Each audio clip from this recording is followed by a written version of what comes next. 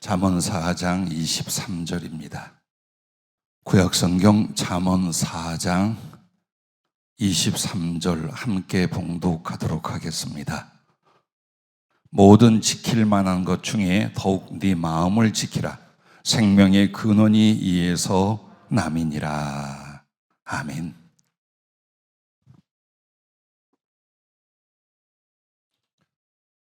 매일 새롭게 사는 법이라는 제목을 정해 주셨습니다.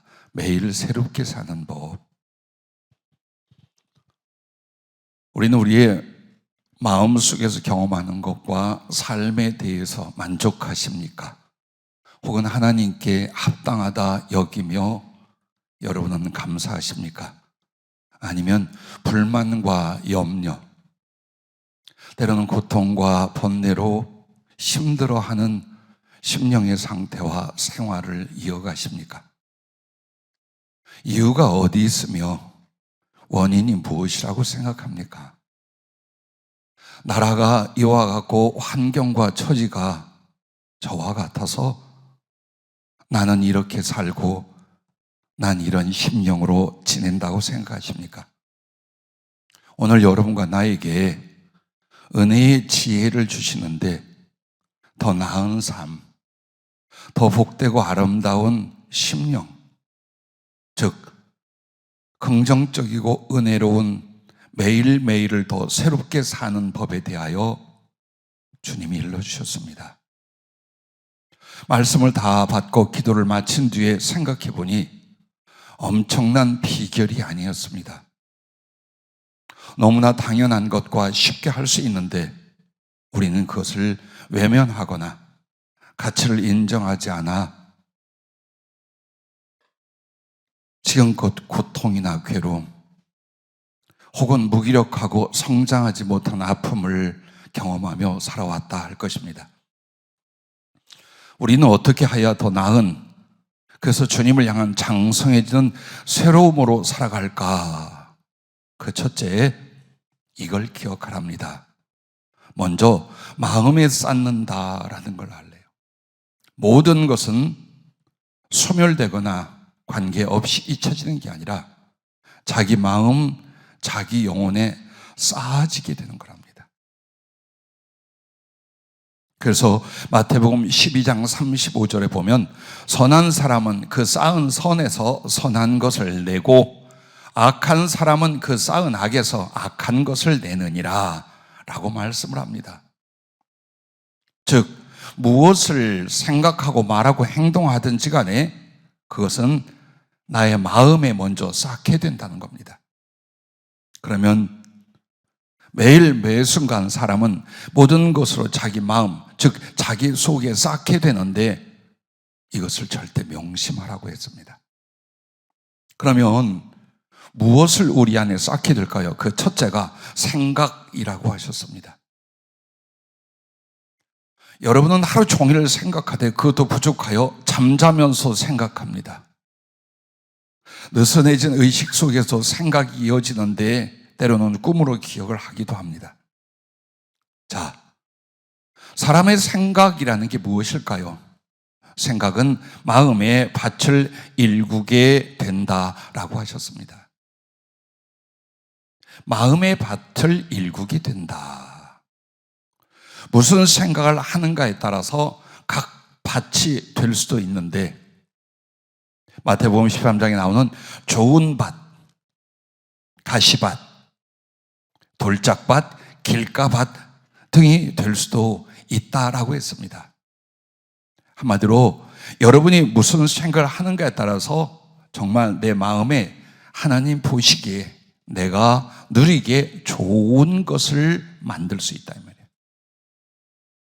그리고 가시와 같이 사나운 것, 거친 것들이 가득한 심령이 될 수도 있으며 굳어지고 굳어져서 아무것도 더 이상 변화와 성숙을 이룰 수 없는 길가밭이 될 수도 있으며 홀딱 뒤집어졌다 엎어졌다 맨날 이 지경 감정 하나 생각 하나 제대로 다스리지 못하는 돌짝밭과 같이 될 수도 있다는 겁니다. 생각이 얼마나 중요한가를 이렇게 말씀해 주셨습니다. 그러므로 여러분과 나는 예수님과 그 말씀과 그 안에 있는 선한 생각을 하려고 해야 됩니다. 그래서 늘 기도와 묵상이 되게끔 하는 것입니다. 나의 생각이 나의 뇌가 돌아가도록 두는 것이 아니요, 환경이나 사람들의 영향과 말로 말미암아 만들어지는 생각이 아니라 예수님, 그분의 마음, 그분의 말씀, 그분의 선한 것들을 내가 계속 생각하는 거예요. 그 자체가 기도와 묵상이 되는 것이라 라고 말씀을 했습니다. 그러므로 바울은 빌립보서 2장 5절에 이렇게 권합니다. 따라해 주시면 고맙겠습니다. 너희 안에 이 마음을 품으라. 곧 그리스도 예수의 마음이니. 그렇습니다. 생각을 통해서 우리는 예수님의 마음을 품을 수도 있고, 혹은 가시나 거친 돌과 그리고 아무것도 피어낼 수 없고 변화될 수 없는 굳어진 길가밭이 될 수도 있다는 것입니다. 두 번째는 말입니다. 언어, 말 자체입니다. 말은 반복된 생각으로 일구어진 마음의 밭에 씨를 뿌림과 같다라고 했습니다. 반복되는 생각이 어떤 마음을 만듭니다. 그러면 내가 하는 말은 밖으로 나가는 소리, 소멸되는 소리가 아니라는 거예요. 자기 안에, 자기 마음에 씨를 뿌림과 같다는 것입니다. 말에 책임을 갖지 않는 이유는 말은 남에게 한 것이고 밖으로 나가 사라지는 것이라고 생각을 합니다. 절대로 그렇지 않습니다. 무슨 말을 하든지 오히려 다른 사람에게 말을 했다고 했는데 그 말이 바로 자기 안에 뿌려지고 심겨지게 된다는 것을 잊지 말라 하셨습니다. 요한복음 6장 63절에 주님은 이렇게 말합니다. 내가 너희에게 이른 말은 영이요 생명이라 라고 말합니다. 그렇다면 사람의 말은 전혀 다른 것일까요? 소리의 울림, 공기의 진동일까요? 그렇지 않아요. 여러분의 말에 여러분의 영이 담기고 여러분의 생명의 존재가 달리게 되어 있습니다.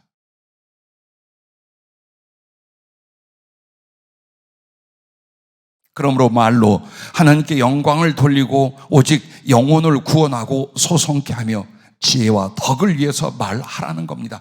자기를 위하여 말하지 말라는 거예요. 자기의 감정이나 자존심이나 이익이나 혹은 사람을 원망하고 비난하기 위하여 말을 쓰지 말라라는 것입니다. 왜? 자기 안에 써요.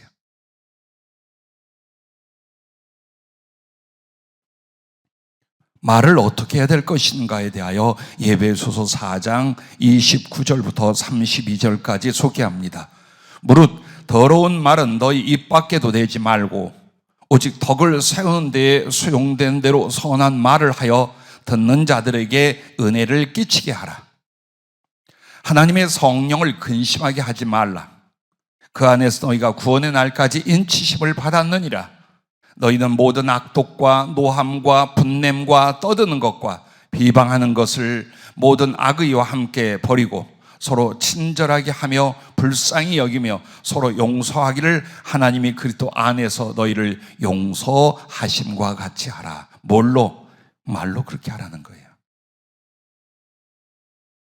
여러분은 말을 센 언니가 되려고 하지 마세요. 말을 공격적이고 강하게 하면 자기의 위상이 강한 사람, 다른 사람의 위에 있는 사람으로 착각하는 일이 어마어마하게 많아요. 미련한 짓입니다. 남에게 받을 평가도 중요하지만 자기 자신을 그렇게 만들어 갑니다. 비난의 말들이, 공격적인 말들이, 부정적인 말들이 계속 자기 안에 박히고 쌓이게 됩니다. 그래서 이렇게 생긴 겁니다. 그래서 우린 이렇게 살아가고 있는 것입니다. 여러분은 아주 소중한 달란트와 그리고 사명과 은혜를 받았습니다. 말입니다. 하나님이 그 말씀으로 세상을 창조하셨습니다. 그리스도 예수는 하나님의 말씀이라 하셨습니다. 말이라고 하는 것이 하나님의 존재와 계시와 역사를 나타내듯 인간도 언어를 가지고 그렇게 합니다. 말로 죽고 살게 되며 승리하게 되고 패배하게 되는 것이 바로 말에 달려 있습니다. 또한 세 번째는 행동입니다. 어떤 행동을 하든지 그것은 그의 생각과 말을 인하여 맺혀지는 알곡과 실과와 같습니다. 한마디로 행동이란 것은 그냥 나온 것이 아니라는 거예요. 계속 생각을 통하여 마음을 만들었고 말을 통하여 그 마음에 심어 놓았어요. 거기서 나오는 게 행동입니다. 그래서 그 행동을 무엇으로 하든지 간에 생각과 말을 인하여 맺혀지는 알곡과 실과와 같다라고 하십니다. 그러므로 생명나무에서는 생명의 열매가 맺혔습니다. 선악을 알게 되는 나무에서는 선악과가 맺혀 죄의 멸망으로 빠지게 됩니다.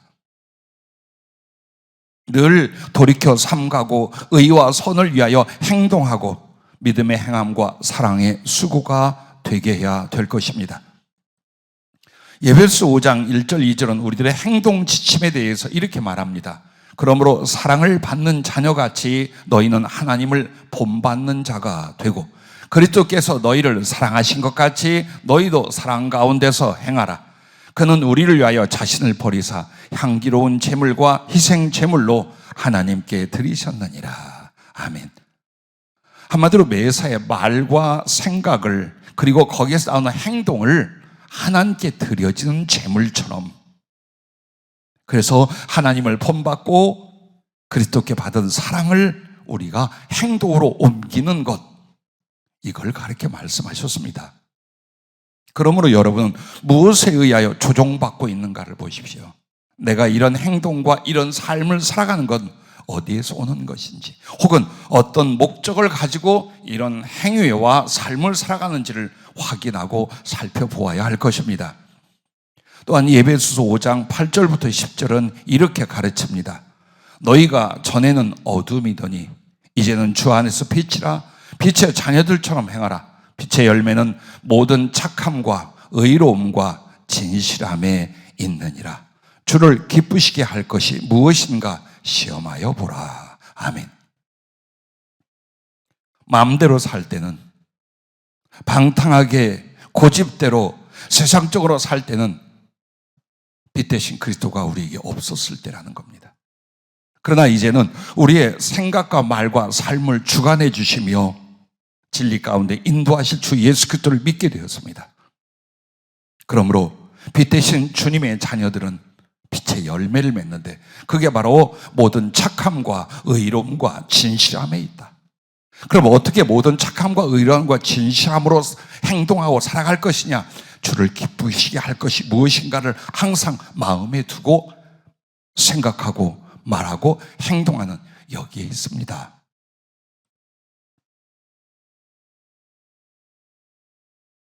부디 여러분과 나에게 권합니다. 날마다 나의 생각과 말과 행실을 반성하고 말씀께 복종케 하며 성령을 따라 생각하고 말씀을 따라 말하며 사랑을 쫓아 행동할 수 있기를 주님의 이름으로 축복합니다. 여러분과 내가 마음에 옳지 않은 것을 쌓아요. 무엇으로? 생각과 말과 행동에 옳지 않은 걸 계속 반복하잖아요. 그러면 여러분과 나는 어떻게 되느냐? 마태복음 15장 18절부터 20절에 주님이 이렇게 말씀하십니다. 입에서 나오는 것들은 마음에서 나오나니 이것이야말로 사람을 더럽게 하느니라. 마음에서 나오는 것은 악한 생각과 살인과 간음과 음란과 도둑질과 거짓 증언과 비방이니 이런 것들이 사람을 더럽게 하는 것이요 씻지 않은 손으로 먹는 것은 사람을 더럽게 하지 못하느니라. 자, 정말 그 존재와 존재성이 더러워지는, 악해지는 것이 무엇이냐? 속에 그걸 쌓아놓은 게 나온다는 거예요. 내 속에 악한 걸 쌓았어요. 비열한 걸 쌓았어요. 이기적인 걸 쌓았어요. 근데 그 사람에서 나올 것이 무엇이 있겠습니까? 그래서 사람을 기대하지 못한 이유가 그의 생각과 말과 행동을 보면 그 속이 그렇게 생긴 거예요. 그래서 우리는 변화에 대한 기대를 잘 갖지 못합니다. 오직 변화는 하나님 말씀과 은혜를 따라 지금 이 자리에서 매 순간 생각을 바꾸는 겁니다. 말을 바꾸는 겁니다. 그러므로 바뀌어진 그 생각과 말을 통해 신선하게 행동하는 것입니다. 이것이면 되는 거예요. 그런데 무엇이 잘났다고 고집을 부리면서 그 못된 생각과 말투와 행실을 계속합니다. 그러지 않고 못 살 것 같이 합니다. 억울해서 화나서 못 참을 것 같습니다.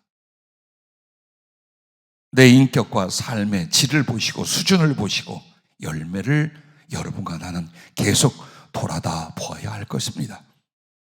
하나님 앞에서 더럽다, 하나님 앞에서 악하다, 그것은 우리 안에 그걸 쌓아왔다는 거예요.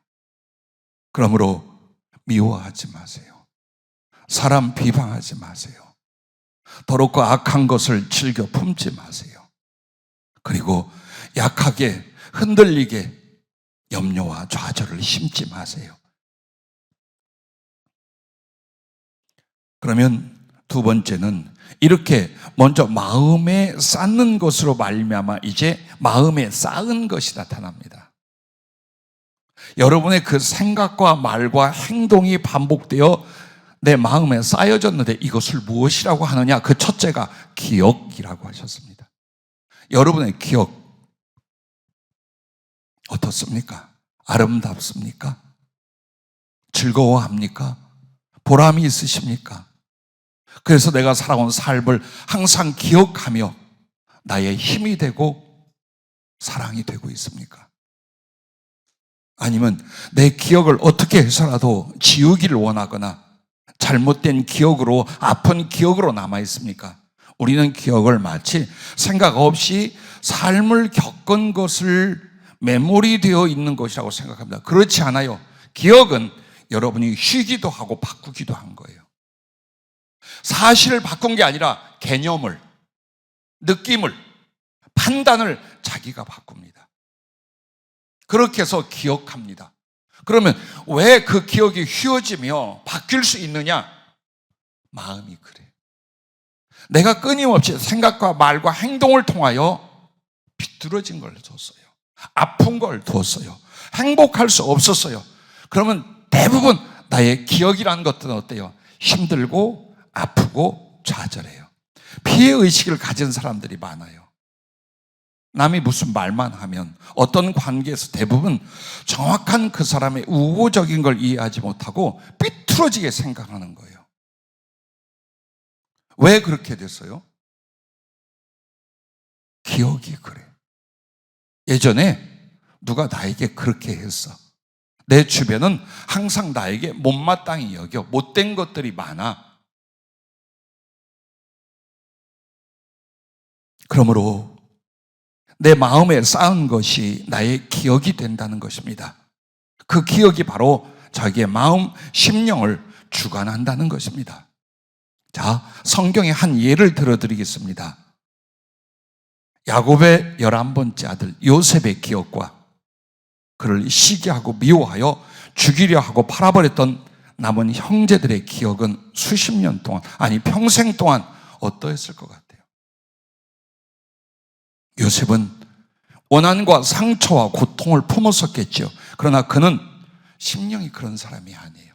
하나님을 경외하고 끝없이 그 하나님과 거룩한 교제가 이루어지고 있었어요. 그러므로 그의 기억은 하나님의 선한 섭리와 은혜였어요. 형제가 미워했고 억울했고 고통받고 원한을 품는 기억이 아니라 당신들이 그렇게 한 것을 하나님은 바꾸어 선을 이루셨습니다. 하나님은 나와 함께 하셨습니다. 하나님이 이렇게 하셨습니다. 그는 실제로 원한을 만들 만한 일을 당했지만 그의 기억은 하나님의 은혜였습니다. 무엇을 쌓았나 보십시오. 그러나 형제들은 끊임없이 자기의 동생을 미워하고 시기하고 행여 자기들에게 돌아올 분깃이 동생에게 돌아갈까 봐 원한을 품습니다. 어떻게 저것을 죽일까? 어떻게 없앨까? 그렇게 해서 과연 죽이려 하나 또 두엇이 반대함으로 말미암아 팔아버렸어요. 그리고 아버지에게는 짐승의 피를 바르고 찢은 요셉의 옷을 가져다 주며 짐승이 찢어 이렇게 죽였노라고 말했어요. 그 속에 그 기억들, 그런데 하필이면 굶어 죽게 되어 식량을 살아간 애굽의 총리가, 왕의 실권을 가진 자가 자기들이 팔았던, 죽이려 했던 동생이었어요. 그 순간 어떤 기억이었을까요? 얼마나 불안하고 두렵고 괴롭고 번뇌하게 될까요? 보세요. 쌓아놓은 것이 기억으로 나타납니다. 마지막까지 두려워합니다. 마지막까지 불안하고 두려워합니다. 무엇을 쌓아서 기억이 그와 같습니까? 마음에 쌓은 것, 말과 생각과 행동으로 쌓은 두 번째 것은 습관입니다. 기억보다 더 깊습니다. 기억보다 더 뿌리가 내려집니다. 그럼 이것이 습관인데, 습관이란 것은 마음에 쌓은 것에서 다시 생각과 말과 행동이 반복됩니다. 계속 그쪽으로 갑니다. 그렇게 말해왔고 그렇게 생각했고 그렇게 행동했던 것들이 이제는 바꾸어지질 않아요. 또 그런 말투로, 그런 내용으로 생각하고 그런 행동을 또 하고 있습니다. 중독처럼. 이렇게 생각과 말과 행동을 다시 반복하는 것, 이것이 습관이며 훈련으로 짐승이 길들여진 것 같이 됩니다. 여러분도 모르게 내 마음에 쌓았던 것을 가지고 습관이라는 길이 들여져 있었던 것입니다. 우린 이렇게 살아온 것이고 이렇게 만들어져 왔고 이것을 누리는 사람들입니다.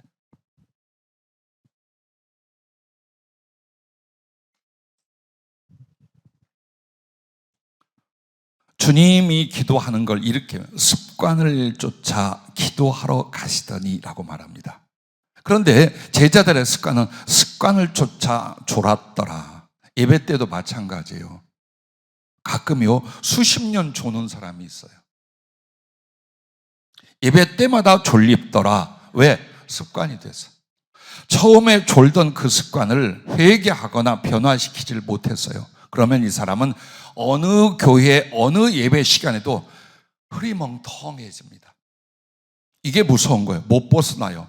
그런데 그 습관이 옳지 않은 것이라면 사단이 딱 잡고 있습니다. 그 습관을. 그래서 더 빠져나가지를 못합니다. 제자들 항상 졸거나 잤어요. 정말 몸이 피곤하고 눈이 피곤했어요. 그러나 혀를 깨물잖아요. 정신이 번쩍 들어요. 많은 사람들이 기도를 육체의 힘으로 말미암아 하고 안 하고 하려고 그래요. 아우 피곤해, 졸려.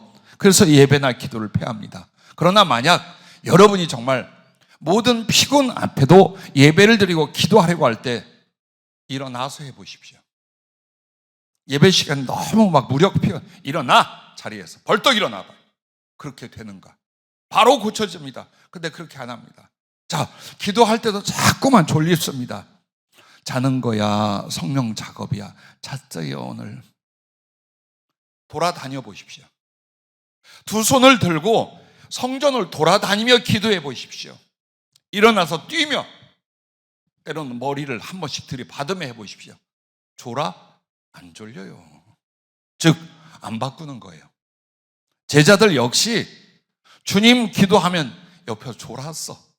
근데 그게 어디까지 갑니까? 겟세마네 동산에서 주님 체포되기 직전, 십자가의 저주를 받기 직전 그렇게 부르짖고 통곡하고 그리고 흐르던 땀과 눈물에서 피가 터져 나오는데도 이렇게 했어요. 왜?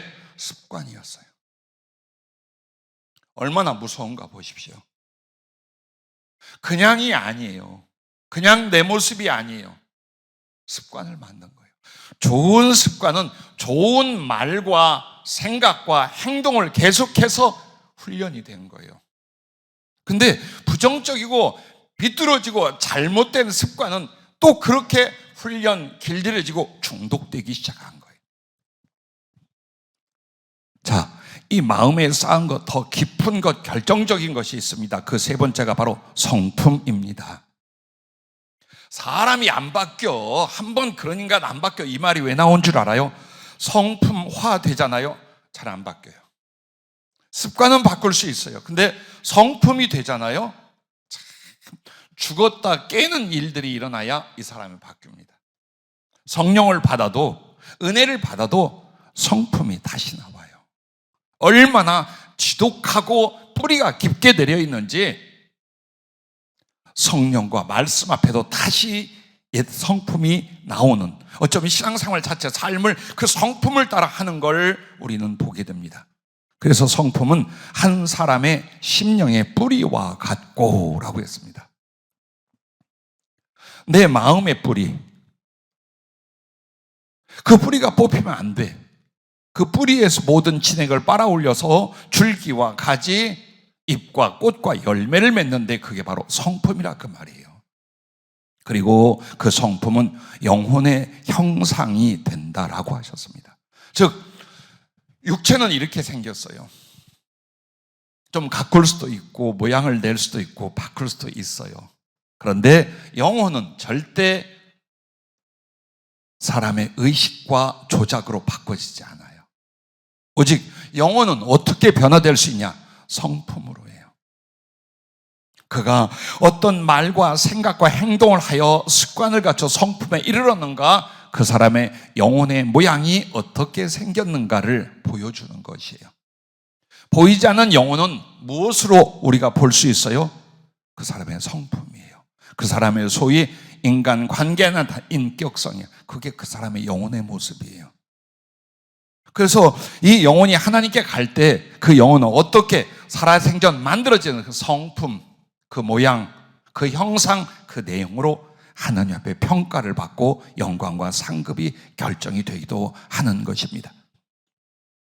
그래서 성품은 다시 생각의 근본이 되고 말의 이유가 되며 행동을 주관하는 영혼의 성향이 된다라고 성령이 불러주셔요. 뭐라고요? 내가 만들어진 그 성품으로 다시 생각의 근본이 돼요. 성품이 이런 사람은 생각 자체가 또 그래. 그리고 어떤 말을 한대. 말이 왜 저렇게 말을 할까? 그 말의 이유가 성품이 그래요. 따뜻하게 말하는 사람 성품이 따뜻해요. 근데 삐딱하게 말하는 사람은 성질이 삐딱해요. 그래서 그래요. 늘 말만 하면 부정적인 말을 해요. 성품이 부정적이야. 믿음, 소망, 사랑이 아니에요. 염려라든가 불만이라든가 원망이라든가 오해라든가 이게 성품화되어 있어. 이 사람 말하거나 인간관계 맺을 때 보세요. 항상 또 그렇게 해요. 이게 무서운 거예요. 너무나 밝아. 믿음이 있고 사랑을 기뻐해요.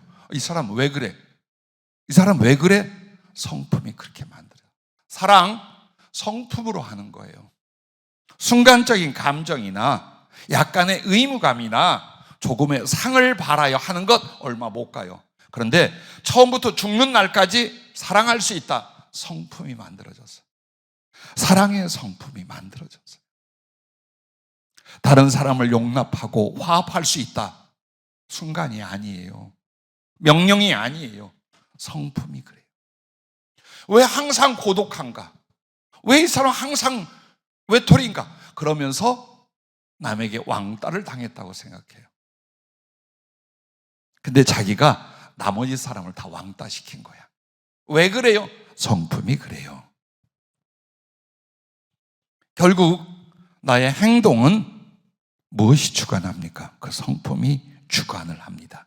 그래서 영혼의 성향, 어떤 영혼이냐, 이 사람의 영혼은 어떤 영혼이냐라고 말한다면 그 성품대로라는 겁니다. 그래서 그 성품 안에 여러분은 좋아하는 게 있어요. 집중하고 사랑하는 게 있어요. 그것이 만약 주님이시면 여러분의 성품, 여러분의 심령은 성령의 사람, 영의 사람이 된 거예요. 그러나 진리가, 하나님 말씀이 영적 생활에 진부해, 별로야. 근데 세상과 인간 사이에서 너무 재미있는 것들과 바라는 게 많아. 이걸 가르쳐 육의 사람이라고 하는 거예요. 영적 사람이냐 육적 사람은 뭘로 결정이 돼요? 성품으로 결정이 되는 거예요. 그래서 바꿔지기가 그렇게 어려운 거예요. 그런데 또 바꾸려면 어디로 돌아가라? 생각을 바꾸고 말을 바꿔라. 그래야만 행동이 바꿀 것이요, 그 바꿔진 행동과 말과 생각을 위하여 습관이 바뀌고 성품이 형성이 될 줄로 믿으시길 바랍니다. 할렐루야. 자, 여러분에게 이런 비유를 하나 말씀해 주셨어요. 너의 성품은 성전이 되었는가? 장삿집인가? 도적의 구렬인가? 내 성품과 내 인격이 어때요? 성전이 되었다는 건 하나님과 교통이 되며 그분을 따르는 성품이에요. 마치 다윗과 그를 지극히 사랑하여 희생하고 돌봤던 요나단처럼. 그들의 사랑, 그들의 하나님의 경외함을 보세요. 그들의 의의를 보세요. 혹은 그들의 회개를 보세요. 이런 성품을 가르쳐 하나님과 동행하는 성전이 되었다라고 말할 수 있다는 거예요. 그러면 나의 영혼이, 즉 나의 성품이 장삿집이냐? 이익을 위해서 좌우되는 사람이에요. 무엇이든지 이익을 위해서 좌우되는 거예요. 그것도 세상적 이익을 위해서. 사람을 만나는 것도 이익이 되면 만나, 이익이 안 되면 버려. 어느 날 원수였는데 굉장히 친구가 돼서 동관계가 있거나 이익의 관계가 생긴 거야. 아니면 또 헤어져. 근데 부끄러워하지 않아요. 정의라든가 혹은 거룩한 비전이라든가 존경할 만한 인격성이라든가 이런 걸 보고 사람이 가까워지고 연합하는 것이 아니라 이익이 되느냐 안 되느냐. 얼마나 비참하게 살까요? 여러분과 나에게 다시 한번 돌아봐 봐요. 누구를 가까이 합니까? 이익이 되는 사람. 누구를 멀리 합니까? 이익이 안 되는 사람. 이게 바로 그 성품이 장사집이라는 거예요. 누가 부자 청년. 계명을 열심히 지킨 거 하나님께 복을 받고 하나님께 삶의 이익을 얻게 그랬어요. 그리고서 예수께 나와서 영생을 얻으려면 어떻게 되냐 했더니 주님이 딱 그 이익을 차단했어요. 그거 다 팔아서 가난한 데 주고 너는 나를 따르라. 하늘의 보화가 너와 함께 할 것이다. 그런데 이 부자 청년에게 이익이란 물질이었어요. 사실 영생이 아니었어요. 내가 몇몇 계명을 지켜서 하나님이 이익을 주고 그리고 영생이라는 것도 이익 안에서 받는데 이익이 없어지게 됐어. 그러자 주님의 말씀도 주님도 저버립니다. 왜? 이익이 안 돼. 신앙생활에 이익이 안 돼. 이익? 여러분 그게 무엇입니까? 그렇게 계산하고 생각하여 친구가 있겠습니까? 동지가 있겠습니까? 구원할 영혼과 나를 인하여 살아나는 사람들이 있겠습니까? 없겠지요. 더 심한 성품이 도적의 구렬이라는 것도 있어요. 가룟 유다를 말합니다. 강탈합니다. 포악합니다. 수단 방법을 가리지 않습니다. 그리고 그게 가치관입니다. 이건 이미 그 사람은 성품 자체가 강도의 구렬이야. 이 도적의 소굴이야. 자, 사람이 이렇게 되는데 타고났다고 말합니다. 타고나지 않았어요. 무엇으로? 생각과 말과 그것을 따른 행동으로 그 성품이, 그 영혼의 모습이 하나님의 성전이 될 수도 있고 장사집이 될 수도 있고 도적의 구렬이 될 수도 있다라는 것. 여러분과 나는 부인해서는 아니 될 줄로 압니다. 자, 그럼 이렇게 마음에 쌓았어요.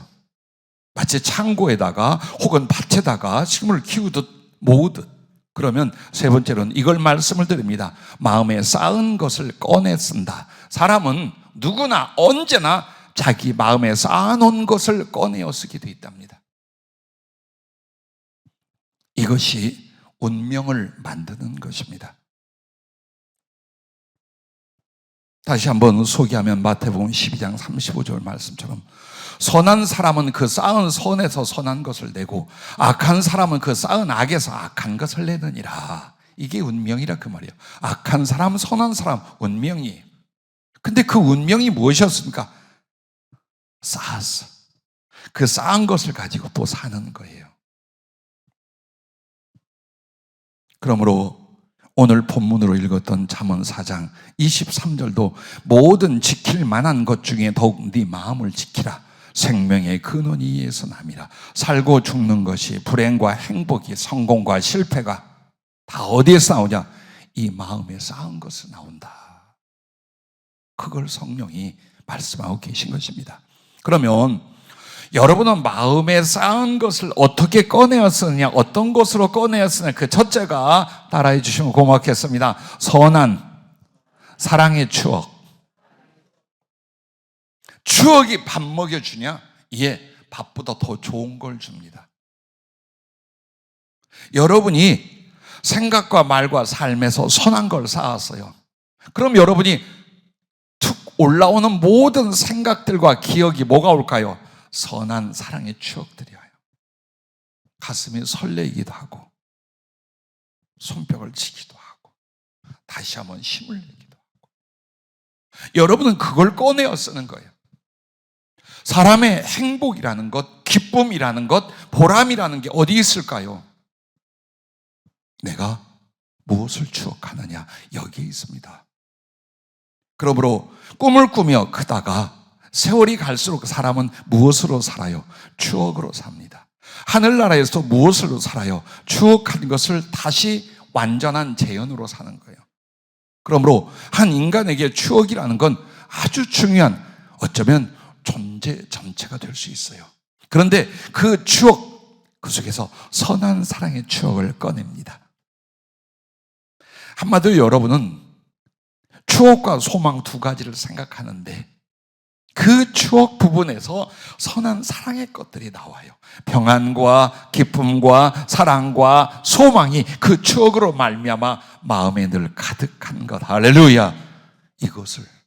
이것을 위하여 주님 말씀한 것이에요. 하늘에 가야만 천국이 있는 것이 아니라 하늘은 여기 있다 저기 있다 할 것이 아니요 너희 마음에 있다라는 게 무엇입니까? 바로 주님 안에서, 진리 안에서, 인간관계 안에서 여러분이 마음에 쌓은 것들이에요. 그래서 그 속에서 하나님과 나, 그리고 사랑했던 모든 사람들 속에 선한 사랑의 추억이 계속 내 마음에 가득한 거예요. 그것을 꺼내어 쓰는 거랍니다. 두 번째는 지혜로운 판단과 말이에요. 가르쳐 보려고 합니다. 지혜를 가르치고 말을 가르쳐 보려고 합니다. 가장 힘들고 어려운 거예요. 고양이나 강아지는요, 까까를 주면 얼마든지 바뀌는데 사람은 먹을 때뿐이야. 지금 지혜를 가르치고 지금 말을 바꾸려고 합니다. 안 바뀌어. 왜? 계속해서 그런 내용의 생각과 말과 행동으로 산 사람이 말 바꿔, 그렇게 말하지 말라고, 이렇게 지혜롭게 하라고, 이게 지혜라고. 안 돼요. 다시 돌아가야 돼요. 그렇게 해서 여러분이 정말 하나님 앞에 옳고 아름다운 말과 생각과 행동으로 살았다면 지금 여러분은 뭘 사용을 하게 돼요? 지혜로운 판단과 말을 하는 사람이 됩니다. 지혜는 하늘에서 뚝 떨어진 게 아니에요. 삶에서 온 것이요. 그 삶을 보며 하나님이 곁들여 주시는 거예요. 말을 지혜롭게 한다. 판단을 지혜롭게 한다. 얼마나 큰 자산일까요? 얼마나 큰 능력일까요? 얼마나 자기와 다른 사람을 복되고 유익하게 할까요? 말을 잘하는 것이 아니에요. 지혜롭게 하는 것이에요. 판단을 이익되게 하는 게 아니에요. 지혜롭게 하는 것이에요.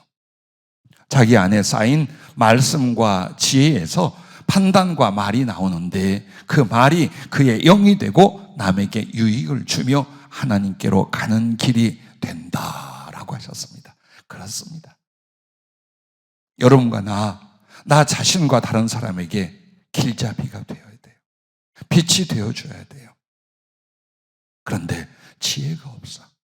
말이 상처를 주거나 어리석어, 혹은 아주 육신적이고 세상적이고 정욕적이야. 어떻게 하겠어요? 그러나 여러분 안에 쌓인 하나님의 말씀, 그리고 나의 삶 속에 주어진 지혜, 거기서 판단과 말이 나온다면 그 말이 나의 영이 되며 남들에게 큰 생명과 유익을 주며, 그리고 나와 그들이 나의 말과 판단을 통하여 어디로? 하나님께로 가는 길이 되게 된다는 것입니다. 자, 세 번째는 생명과 행복을 만드는 삶이랍니다. 내 마음속에 쌓아놓은 것을 가지고 나에게 하나님의 생명과 행복을 만든 삶이 나온답니다. 그냥 위에서 떨어지는 게 아니며 누군가가 가져다 주는 게 아닙니다. 내 안에 쌓은 것을 꺼내어 나는 생명을 누리고 행복을 누리는 삶이 될 수 있다는 겁니다.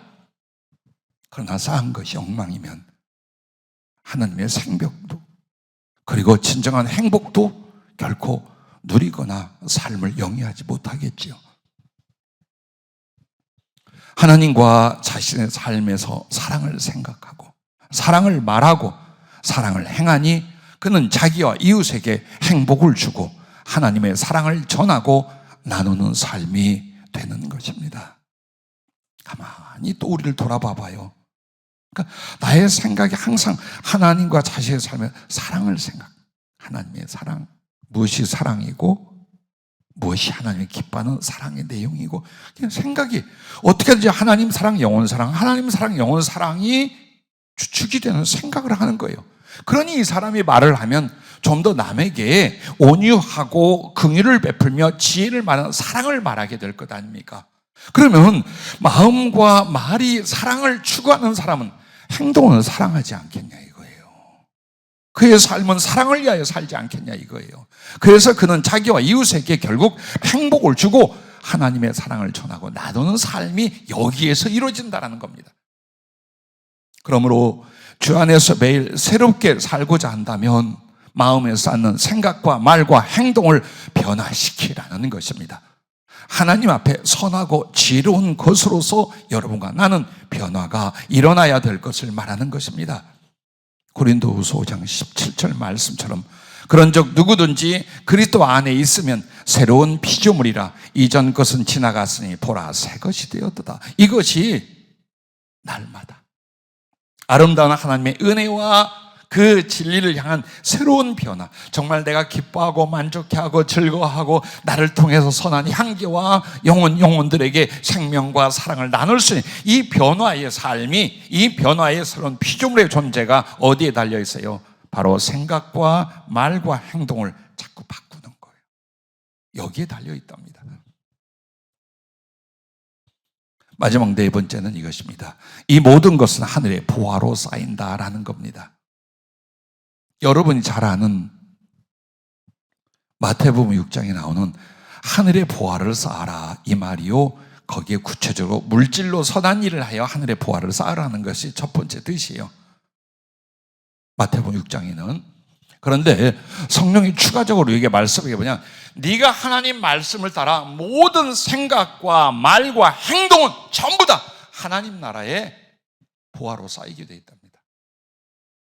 내 마음 하나 바꾸는 것, 내 말 하나 바꾸는 것, 내 생각 하나 변화시키는 것조차도 하나님을 인하여 그렇게 했습니까? 말씀을 따라 그렇게 했습니까? 전부 다 하늘의 보화로 쌓인다라는 거예요. 우리가 그걸 생각 못한다는 거예요. 그러면 하늘의 보화로 쌓이는 게 아니라 심판의 근거로 쌓는 건 뭐냐? 잘못된 말과 생각과 행동들이라는 거예요. 이걸 우리가 유념해야 돼요. 그냥 사는 게 아니에요. 아하, 10년이 이렇게 빠르게 지나갔구나. 끝이 아니에요. 10년을 하늘에 올려보낸 거예요. 내 나이가 60이 넘었구나. 그럼 60이 넘은 세월의 낭비가 아니라 60이 넘은 삶을 하나님 앞에 올려보낸 거예요. 모든 생각과 말과 행동 다 전체를. 이게 두려운 거예요. 이 두려움을 가져야 하나님을 경외하며 생각과 말과 행동을 바꾸기 시작합니다. 그렇게 하실 수 있었습니다. 아니, 그렇게 해야 됐습니다. 그러나 이 개념과 의식을 안 갖는 거예요. 그냥 닥치는 대로 생각하고 말하고 행동해버려. 누가? 예수 믿는 하나님의 자녀라는 사람이, 하늘의 영원을 사모하며 그 나라의 영광과 상급을 사모한 사람이 그렇게 살아왔다라는 겁니다. 그러므로 오늘 우리는 다시 나의 생각들을, 나의 말과 작은 거기서 하는 행동들을 새롭게 고쳐나갈 수 있기를 주의 이름으로 축복합니다. 그러면 이 모든 것은 하늘의 보화로 쌓인다라고 했으면 첫째 어떻게 될까요? 첫째, 생각과 말은 기도와 찬양이 되어 하나님께 연락이 된다라는 것입니다. 여러분이 정말 합당하게 점점 변화되었어요. 생각도 말도 행동도요. 그럼 여러분의 생각과 말이 뭐가 됐냐? 하나님께 기도와 찬양이 된답니다. 할렐루야. 그래서 여러분이 주님 앞에 엎드려서 기도하고 찬양하는 것만이 아니라 내가 어디에서 누군가 혹은 나 혼자 어떤 말을 해도 어떤 생각을 해도 이것이 전부 다 우리 하나님께 묵상과 기도가 되고 찬양이 되는 거예요. 그래서 다윗은 시편 19편 14절에 이렇게 기도를 해요. 나의 반석이시오 나의 구속자이신 여호와여, 내 입의 말과 마음의 묵상이 주님 앞에 연락되기를 원하나이다. 아멘. 할렐루야.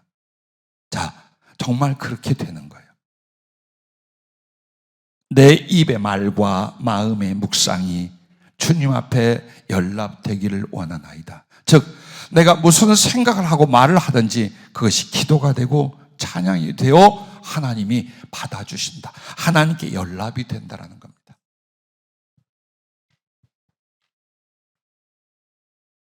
요한계시록 8장 3절부터 5절에 보면 어떻게 성도들의 합당한 기도가 하나님께 드려지고 응답이 되어지는가를 이렇게 보여줍니다. 또 다른 천사가 와서 제단 곁에 서서 금 향로를 가지고 많은 향을 받았으니 이는 모든 성도의 기도와 합하여 보좌 앞 금 제단에 드리고자 함이라. 향연이 성도의 기도와 함께 천사의 손으로부터 하나님 앞으로 올라가는지라. 합당한 말과 생각은 이렇게 하나님께 기도가 되고 찬양이 올라간다는 거예요. 천사가 향로를 가지고 제단에 불을 담아다가 땅에 쏟음에 우레와 음성과 번개와 지진이 나더라. 지금 세상은 하나님이 심판할 곳이고 성도들은 그 억울함과 그 안타까움과 하나님의 공의에 대해서 기도하고 말하고 생각했어요. 이제 하나님이 그 거룩한 공의를 계시록에 보면 세상에 나타내, 즉 기도응답의 역사가 일어나는 거예요. 그러니 나의 마음의 묵상과 나의 말이 하나님께 기도가 되고 찬양이 되어 연락되는 일, 그게 바로 하늘의 보화를 쌓는 일이라 했습니다. 두 번째는 사랑과 충성은 영광과 상급으로 갚아주십니다. 이 땅에서 여러분이 말로서 마음으로서 나의 행위로서 사랑하고 그 사랑을 위한 충성을 여러분이 행하고 살았어요. 그것은 이 땅에서 그냥 낭비로 끝나는 게 아니에요. 여러분은 다른 사람을 위하여 물질을 쓸 때 왜 잘 못 쓰느냐? 없어지기 때문에 못 써요. 나를 위해서는 필요한 거니까 쓰지만 남을 위해서는 소비, 낭비라고 생각을 해서 다른 사람을 섬기려고 하면 벌벌벌 떨리기 시작을 하는 거예요. 그래서 가끔 성령이 베풀어라 하는 사람들이 있을 거예요. 왜? 벌벌벌 해요. 그럼 주의 일은 어떻게 할까요? 주님의 일이 다른 사람에게 적당히 설교하고 예배 인도해서 돈 뜯고 도움 받는 거 아니에요. 주의 일은 퍼주고 나눠주고 희생하고 끝. 대신 하나님께 받는 거예요. 이 거룩한 믿음의 원리를 마음과 삶 속에서 실천하지 못한다면 하나님께 쓰일 용도는 없어요. 하나님이 쓸 그릇은 되지 않아요. 그래서 여러분의 삶은 정말 사랑, 그 사랑을 위한 충성이 되어서 희생하고 수고했다 이 말이에요. 물론 땅에서도 줘요. 그러나 하늘에서는 비교할 수 없는 영광과 상급으로 반드시 하나님이 갚아주시는데 어떻게 하느냐? 마태복음 6장 20절에 보면 오직 너희를 위하여 보물을 하늘에 쌓아두라 라고 하셨어요. 그리고 마태복음 13장 44절에 보면 천국은 마치 밭에 감추인 보화와 같으니 사람이 이를 발견한 후 숨겨두고 기뻐하며 돌아가서 자기의 소유를 다 팔아 그 밭을 사느니라 라고 말합니다. 이 두 말씀을 연결을 해 주셨어요. 하늘의 보화를 쌓았어. 그렇게 해야 나의 수고와 섬김과 혹은 사랑의 희생이 얼마나 되겠어요?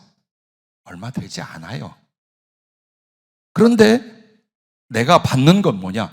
마치 밭에 감춰진 어마어마한 보화를 얻는 것처럼 한다는 거예요. 그래서 나는 이 땅에서 그 하늘에 주실 상급과 영광의 어마어마한 보화를 받기 위하여 내 소유를 전부 다 사랑을 위하여 충성을 위하여 드리기 시작하는 거예요. 그렇게 하는 거래요.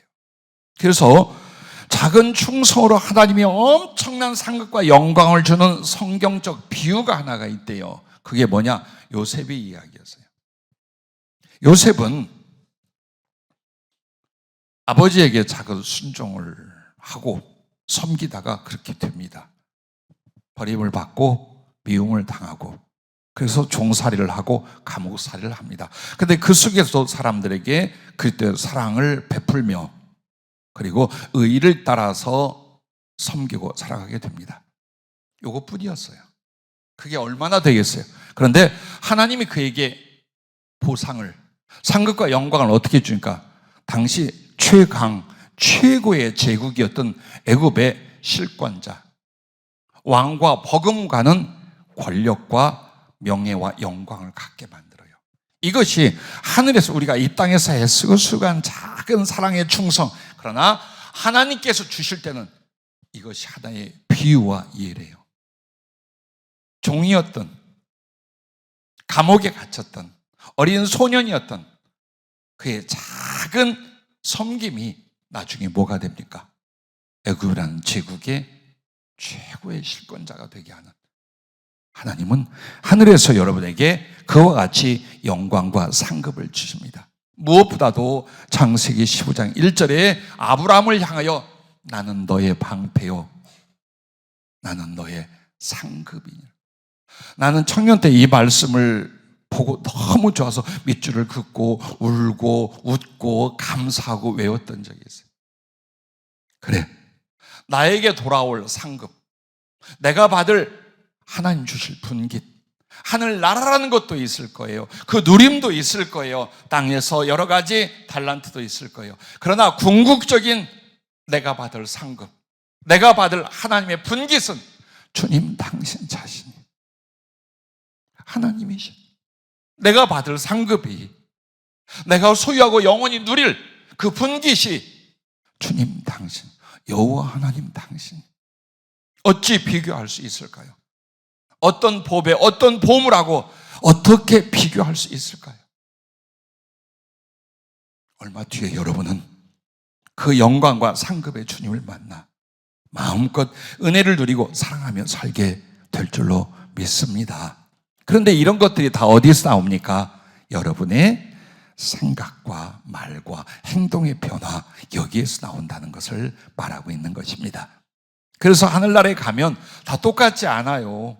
구원받은 영혼들이 구원은 똑같아요. 그러나 구원받은 결과의 상급과 영광은 너무너무 크게 차이가 나요. 그래서 고린도전서를 인용한다면 마치 이와 같습니다. 태양의 영광과 달의 영광과 별의 영광이 다르듯이라는 거예요. 즉 비춰주는 그 빛이, 물론 별의 실제는 어마어마하겠지만 우리 눈에 비치는 빛이, 별은 그게 빛이에요. 달은 얼굴만 해. 이거 싫어하는 사람들은 얼굴이 달덩이 같다면 얼굴만 해. 그러나 태양은 쟁반 같다. 그리고 그 빛과 광채를 비교할 수가 없잖아요. 하나님께 받는 영광이, 하늘에서 상급이 이와 같은 차이를 가져요. 왜? 무슨 생각과 말과 행동을 하고 살았느냐, 이걸 통해서 이 결과가 됩니다. 자, 이렇게 이 모든 것 하늘의 보화로 쌓이는 중 마지막 세 번째는 영혼은 주님과 사랑의 깊은 깊이와 가장 가까운 위치가 되게 하신다라는 거예요. 나라는 영혼, 나라는 존재, 이제 하늘에 갔어요. 그랬는데 주님과 사랑이 깊은 깊이와 가장 가까운 위치가 되게 하신다. 여러분, 이게 어떤 건지 상상하시며 살았습니까? 그냥 구원, 지옥에 갈 내가 죄사함 받고 하늘에 들어가지로 끝났습니까? 아니면 하늘에 들어가서 어떻게 살 거냐, 어떤 존재일 거냐, 내가 그렇게 사모하고 그리웠던 예수님하고 나는 어떻게 영혼을 살 것이냐, 이거 막 상상하고 말씀을 연구하고 기도하며 들으려고 해보셨어요? 안 해보셨어요? 안 해보신 분들은 죽음이 두렵지 하늘이 막 그렇게 주님 나라가 가슴에 설레있고 그립고 그러진 않을 거예요. 왜? 생각이 그랬어. 자,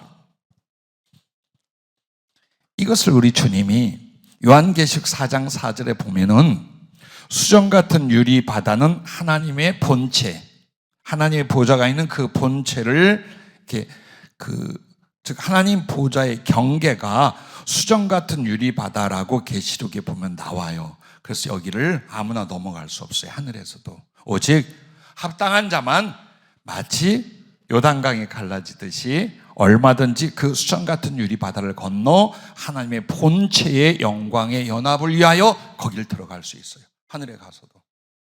그럼 다른 사람들을, 다른 영들은 어떻게 되느냐? 수정 같은 그 보좌 앞에 있는 수정 같은 유리 바다 건너편 앞에서 바라보게 돼요. 이게 달라요. 자세히 성경을 연구해봐서 엄청난 차이가 있어요. 그럼 누가 그렇게 수정 같은 유리 바다, 진리의 바다, 하나님의 절대의와 선이 요구되는 진리의 바다에 합당한 자는 하나님을 그렇게 사랑하는 사람들이에요. 그래서 그 사랑을 이 땅에 복음으로 선행으로 이루고 자기를 다 드린 사람들이에요. 그들은 그 진리의 바다가 요구하는 하나님의 절대의와 절대 사랑에 대해서 합당한 자들이 되어 들어가는 거예요. 그러나 그렇게 안 살았어. 그렇게 사는 거 힘들었어. 아유, 누가 다 그렇게 산대. 예수 믿고 산다고 다 그렇게 살 수 있나? 이러고 살았어요.